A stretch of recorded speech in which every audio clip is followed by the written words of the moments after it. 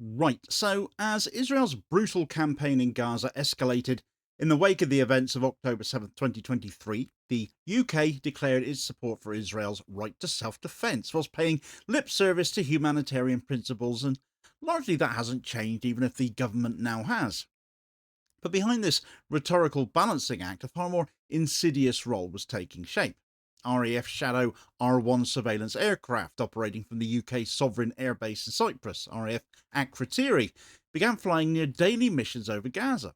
The flights, we were told, were solely to assist in locating Israeli hostages. That framing has remained the official line.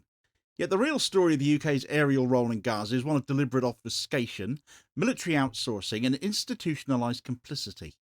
The UK government, now led by Keir Starmer, has not only preserved Britain's involvement in Israel's war on Gaza, but deepened it through a sleight of hand, shifting direct RAF operations at a time when he has been mulling Palestinian state recognition.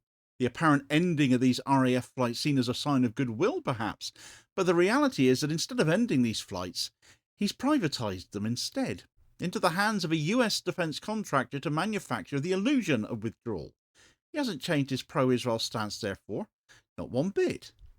Right, so from December 2023 through to just last month, Britain has flown more than 500 surveillance missions over Gaza. The aircraft used for these missions, the RAF Shadow R1, is a highly specialised platform derived from the Beechcraft King Air 350. Rolls off the tongue, doesn't it? Fitted with electro-optical sensors, signal intelligence suites, and synthetic aperture radar systems. These capabilities enable real-time monitoring of movements on the ground, interception of communications, and the generation of detailed targeting data. Though, of course, that is all coincidental. They are looking for hostages, of course, even if Israel has consistently shown scant interest in actually rescuing them for quite some time now. The RAF operated these flights from RAF Akrotiri, the British airbase in Cyprus. The missions were publicly framed as humanitarian, aimed solely at identifying the location of Israeli hostages captured by Hamas. However, the volume, duration, and nature of those missions very quickly cast serious doubt on this framing. Independent outlets such as Palestine Deep Dive and Declassified UK documented over 1,000 hours of aerial surveillance between December 2023 and March of 2025. The missions followed consistent flight paths over the southern Gaza Strip, including areas where mass civilian displacement and intense Israeli bombardments were occurring. The UK Ministry of Defence repeatedly denied that intelligence gathered was being shared with the Israeli military, but refused to disclose the precise use or recipients of the data. And this ambiguity, coupled with the targeting precision of Israeli strikes and the frequent destruction of civilian infrastructure, has nonetheless raised grave concerns about how UK surveillance data may have been used. The Shadow R1's capabilities are not passive or observational. They include the ability to detect and track signals from mobile phones, from radios and encrypted communications, as well as to map infrastructure, vehicles, and even human movement with great precision. These tools are ideal not merely for search and rescue operations, but for real-time targeting in a dense urban battlefield as well. But again, that's just coincidental, isn't it? Their deployment over Gaza during a military campaign that has involved the bombing of hospitals, of refugee camps, of schools, has placed the UK in a position of potential grave complicity. They may state the purpose of these flights, but how Israel used that data, given everything the R1 can do, may not absolve them of that potential charge. As the Irish Centre for Human Rights has pointed out, part of the School of Law at the University of Galway, even intelligence operations framed as humanitarian can become legally and morally complicit in violations of international law if the data contributes to attacks on civilians. The argument that the flights were only for hostage rescue becomes even less credible when considered against the broader conduct of the genocide.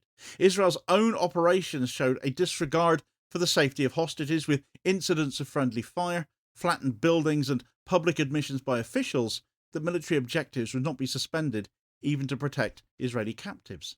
We know that several Israeli hostages were killed by Israeli forces, not by Hamas. To this day, there's no evidence that the UK's flights have helped secure the release of any of those hostages, but they undoubtedly enabled some form of intelligence gathering in support of Israeli battlefield objectives. So despite the scale and regularity of the RAF flights, There's been a conspicuous silence across the UK's major news outlets all about it, hasn't there? For more than 6 months, mainstream media institutions such as the BBC, the Murdoch Times, ITV, The Guardian, Pick Your Poison, failed to report on the surveillance missions. The silence was not incidental. Evidence suggests that a Defence and Security Media Advisory Notice, a DSMA notice, they used to be called D notices, of course, was issued to suppress reporting on the flights. A DSMA notice is not legally binding, as it happens. A lot of people think they are, but they're not. It acts as a powerful mechanism, though, of state media coordination. It allows the government to request that news organisations voluntarily withhold publication of information deemed sensitive to national security. In practice, these notices have often been used not to protect lives, but to protect the government from embarrassment or exposure. In the case of Gaza, the notice likely shielded the UK from having to explain how its intelligence assets were operating in a war zone where the ICJ had warned of plausible genocide already. The historical record shows that DSMA notices have been used in similarly controversial and shaky contexts. From the Chagossian expulsion in the Indian Ocean to CIA rendition flights through British airspace and the suppression of UK complicity in the Iraq War, the DSMA system has been deployed not to shield secrets from enemies, but to shield allies from shame. The absence of public scrutiny over Gaza flights fits this pattern. It was only due to the work of independent outlets such as Squawk Box and Declassified UK and Palestine Deep Dive that the story broke into the public domain. Open source intelligence investigators tracked RAF aircraft over Gaza, identified call signs and flight patterns, published satellite maps. These civilian-led efforts, these people-powered media efforts, succeeded where the national press has failed. The mainstream media, by contrast, acted as a firewall rather than a fourth estate, and in doing so they failed the most basic test of journalism, to hold power to account. They chose complicity in following the DSMA notice instead. They followed orders. This failure is even more egregious in the context of a genocide, where silence functions not as neutrality, but as complicity. Last month, however, something changed. The RAF flights stopped, but the surveillance did not. Instead, a new aircraft began flying the same route from RAF Akrotiri to Gaza. This aircraft, a modified ISR platform registered to a US-based leasing firm with ties to the Sierra Nevada Corporation, picked up where the RAF had left off. Flight logs showed that during its first missions, the contractor aircraft was escorted by an RAF Shadow R1, a strong indicator of a planned handover, if you like. The UK government did not announce this change. It did not disclose the contractor. It did not confirm the continuation of flights. It simply allowed the operation to continue, now with plausible deniability.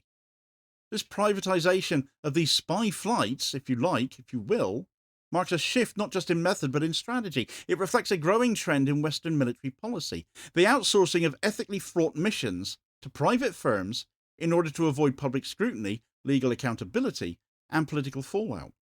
The Sierra Nevada Corporation, or the SNC, the presumed contractor, is no stranger to covert and controversial operations. With a long history of contracts with the US Department of Defense, SNC has been involved in surveillance work in Afghanistan, Latin America, and other global conflict zones. Its operations are typically shrouded in secrecy and shielded by layers of shell companies and leasing intermediaries. By subcontracting these operations, the UK can maintain intelligence continuity whilst absolving itself of responsibility, at least from last month onwards. So the use of a private US contractor allows the UK government to claim that it is no longer involved in surveillance over Gaza, while continuing to actually facilitate the collection of intelligence that may be used in Israeli military operations. It is war by other means, therefore, with the responsibility now subcontracted.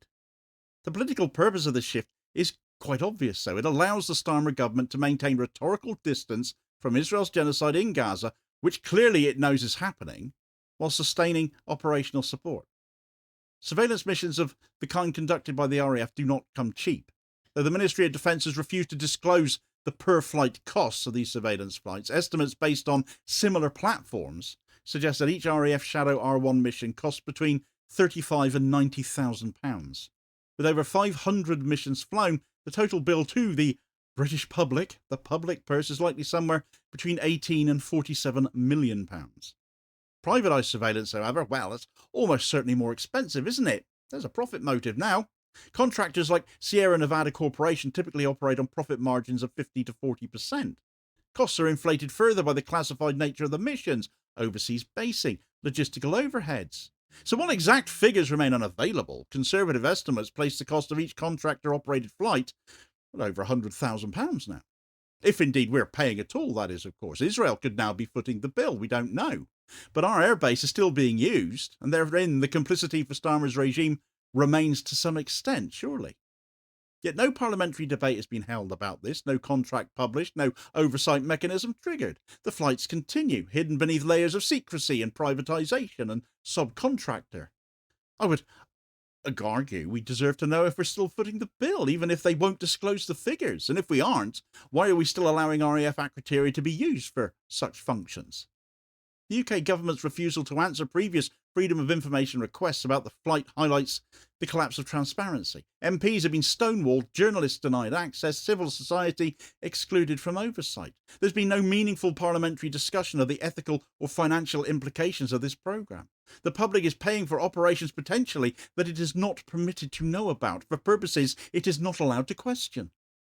The International Court of Justice has ruled that Israel's actions in Gaza are plausibly genocidal. That finding imposes obligations on all state parties to the Genocide Convention, including the UK. Those obligations include the prevention of genocide and the prohibition of complicity. So if the UK surveillance flights, either directly or through privatised means or have been subcontracted out, have supported Israeli military operations, then the UK may be in breach of those legal obligations anyway. The legal threshold for complicity does not require direct participation in genocidal acts. It just requires knowledge that such acts are being committed and conduct that contributes materially to their commission. By last month, that threshold had long been crossed. Israel had bombed hospitals, blocked food and aid, targeted civilian convoys, declared entire areas of Gaza to be free fire zones. UK intelligence, if shared with Israel, enabled those actions, therefore. Privatising the flights, or subcontracting them out, does not absolve the UK at all here. It simply makes the chain of responsibility that little bit more difficult to trace. But under international law, outsourcing does not eliminate liability. The UK remains the initiating actor, the enabler, the authoriser at the end of the day. It has not disengaged, therefore. It has just distanced itself from the consequences, or attempted to, looking at it. We need to know if we're still footing that bill for that or not. Britain's surveillance role in Gaza reveals the modern mechanics of atrocity. It shows how a liberal democracy can facilitate war crimes whilst maintaining the appearance of restraint. It demonstrates how military operations can be obscured through secrecy, justified through humanitarian rhetoric, and subcontracted away to avoid scrutiny. It exposes the moral cowardice of a government that condemns Israeli actions, though never uses the word genocide, of course. In itself, an admission of guilt, in my view, as that would be, because it carries legal consequences, and all while enabling it from the sky still. The RAF may no longer be flying the missions over Gaza, but the surveillance continues. The intelligence still flows, and the deaths, sadly, still mount. Britain may be paying the bill for that still, potentially an even bigger bill, just so Starmer and co can avoid further optical complicity, shall we say. Plausible deniability is what they're paying extra for. Not because it must, but because it can, because it chooses to. The privatisation of the flights is not disengagement, it's deception. And deception in the service of genocide is not neutrality, it is again complicity. But it also shows the contempt they have for all of us, that they think we can so easily be taken for fools like this. Well, not if independent media has got anything to say about it. It's another example of denying the public knowledge of Israeli involvement that may just have happened a lot closer to home, though, as Speaker of the House of Commons Lindsay Hoyle has now refused to disclose his own communications, his own emails, notably around the time when last year he caused uproar at a certain SNP Opposition Day motion to call for a ceasefire in Gaza, putting a Labour amendment before the SNP's actual motion, and therefore letting Starmer off the hook at a particularly tricky moment for him. Worse, the law lets him do this, and we can't do a thing about it either. How's that right?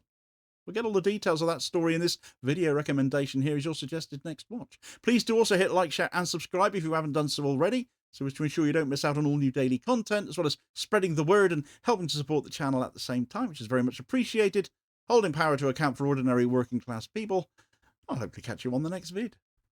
Cheers, folks.